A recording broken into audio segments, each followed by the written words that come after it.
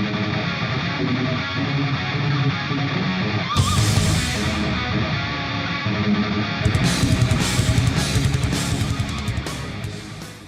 United Arab Emirates is reportedly in talks with Turkish drone manufacturer Bayraktar to purchase 120 TB2 drones.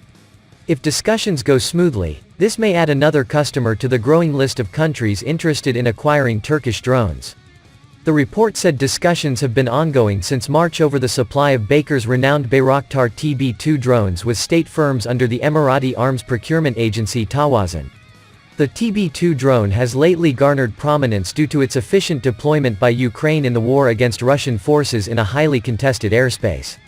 The Bayraktar TB2 drone also gained attention when it was previously used in Azerbaijan, Syria, and Libya wars. These drones have proven incredibly effective in attacking Russian troops stationed deep within Ukrainian territory and Russia's borders. Baykar CEO Haluk Bayraktar said his company has a 3-year backlog of orders and can manufacture roughly 20 Bayraktar TB2s monthly. The drones will come with a package of ammunition, command and control centers, and training.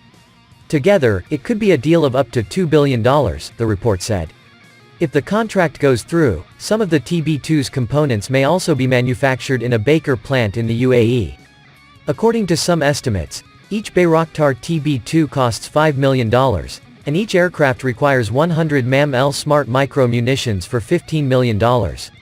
There is also an additional expense for training and command and control centers, which fluctuates depending on the number of drones controlled by each center.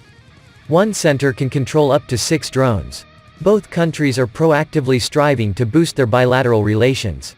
Following a visit by UAE President Sheikh Mohammed bin Zayed Al Nahyan, MBZ, to Ankara in late November that represented a significant step toward resolving differences, President Recep Tayyip Erdogan made a follow-up trip to the UAE in mid-February.